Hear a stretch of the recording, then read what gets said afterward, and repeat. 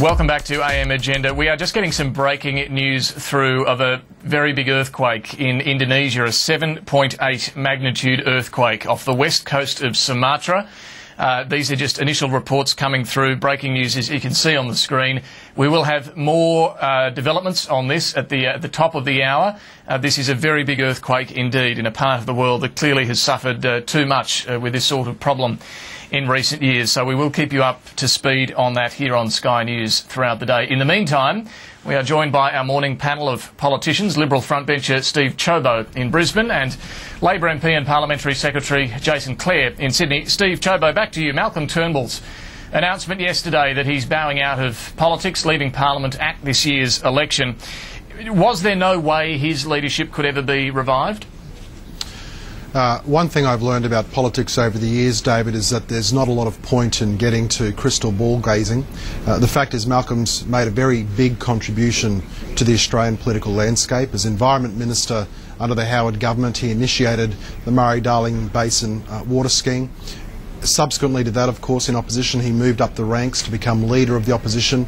He's made a very fine contribution to the Australian political landscape, and he'll leave big shoes to fill. Well, where did he go wrong, though? I mean, if he did all that, if he was such a great minister and opposition leader, where did he go wrong? You were a Malcolm Turnbull man. What happened? Well, I think David Malcolm himself would acknowledge he made mistakes. Nobody's perfect. Malcolm did make mistakes. Everybody knows that. He himself concedes it. At the end of the day, politics is a pretty ruthless business. At the end of last year, we of course had the leadership change to Tony Abbott. Malcolm's taken the decision to move on. Of course, mistakes were made, but at the end of the day, he certainly gave it his best endeavours, and I think landed some real blows on the Labor Party, especially at his time as opposition leader, when we put so much focus on Labor's reckless spending and the fact that the Labor Party has now got this country on track for $153 billion worth of debt. Yeah, well, this is clearly something you want to focus on, but the ranks of experience in the coalition have been thinned further now. I mean, you've now lost Peter Costello, Alexander Downer, Brendan Nelson, Nick Minchin, Malcolm Turnbull. It does leave a bit of a gap on the experience front there, doesn't it? I think what they call it is renewal, David. The fact is that the Liberal Party is renewing. We've got a number of very qualified people that have been in politics for a number of years, starting to make their way through the Liberal Party ranks. At the end of the day, I think what the people of Australia look for is an alternative government that will be able to put forward policies that they know will improve their lot in life. And they have a fundamental choice at the next election between the Labor Party, which has got record levels of debt for this country, which is spending money like there's no tomorrow, or a Liberal Party which will actually lead the coalition and put Australia back on the path to prosperity under Tony Abbott and Joe Hockey. All right, Jason Clare, Malcolm Turnbull's Sydney seat at Wentworth, always a fascinating contest, will now be even tougher for the opposition to hold on to. Can Labor win in Wentworth for the first time? Oh, it'd be tough. It's the first time that we've ever won that seat. But we'll give it our best shot. Can I say something nice about Malcolm Turnbull, though? He's a very talented politician. I saw him up close in the 2 years that I've been a Member of Parliament, and I think he will be a big loss for the Liberal Party. The Liberal Party have switched from a leader who stood up for what he believed in to a leader now who changes what he believes in every given week. Now, love him or loathe him, Malcolm Turnbull, you knew where he stood.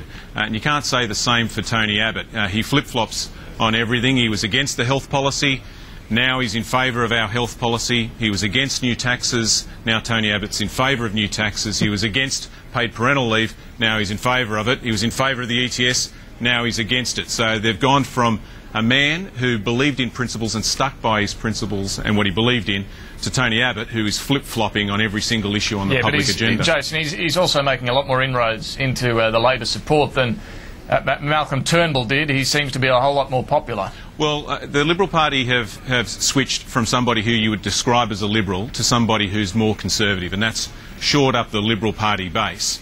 And I think what's happened here is that the Liberal Party have lost a true Liberal, and the Liberal Party is increasingly being taken over by right-wing extreme conservatives, and you see that with some of those extreme views that the leader has, and it's another reason why Steve got demoted. All of the smart, young, left-thinking people in the Liberal Party got pushed either to the backbench or to parliamentary secretaries or lost their shadow portfolios like Steve.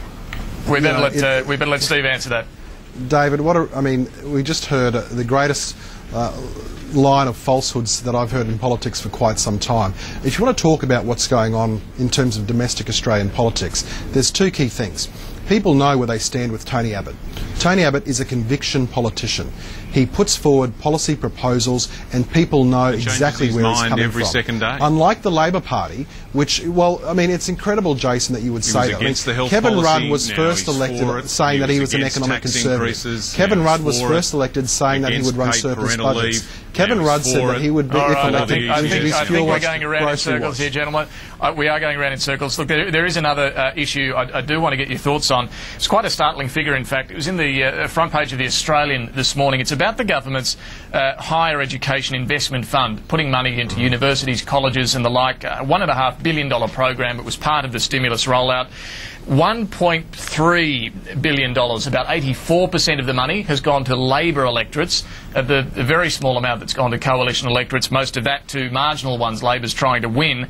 It was the same thing for the Health and Hospitals Fund, another $3.2 billion program, most of that going to Labor electorates as well. Jason, this government said it would stop the pork barrelling. What's going on here? David, the simple fact is most universities are in Labor electorates. There are 5 big universities in Sydney. They're all in Labor electorates. The decision about where this money goes is made by an independent board. But I think the more important decision here is about how much money we invest in university education. We just had a debate about population and skilled migration. Unless we build the skills that we need in our own universities and in our own tastes, we're going to continue to have to import skills. The last government didn't do enough in this area, and there's 2 big things apart from this program that we're doing. We've uncapped university places so more people can go to university. This year there's an extra 45,000 people at university than last year because we uncapped places, and we're making sure that more people from disadvantaged backgrounds get to go to uni as well. You're 3 times more likely to go to university if you come from a wealthy family than a poor family. That's not good enough, and so we've put financial incentives in place to get more people from poorer backgrounds to get to university. So that's going to help. Right. It's about building the skills that we need for the future. Steve, universities are in Labor electorates. Is that a good enough explanation for you? No, it's not, David, and the fact is that this policy, like so many other policies under the Labor Party, has seen pork barrelling on a massive scale, predominantly focused on Labor electorates, because this government is so concerned that they are pumping money into the communities in marginal seats and in Labor electorates, desperate to shore up Kevin Rudd. It's little wonder that the Australian people are so cynical about this Labor Party. It's little wonder that they're questioning what's actually going on when you see this kind of largesse flowing into Labor-only electorates. We saw it also with the Infrastructure Fund, where we saw massive amounts of money flowing into Labor seats. So it's a real concern to the coalition, and that's why we're holding the government accountable. All right, we are going to have to wrap things up there. Steve Ciobo and Jason Clare, thank you both very much for joining us this morning. Thanks, mate. Pleasure. And as you've been seeing on the screen,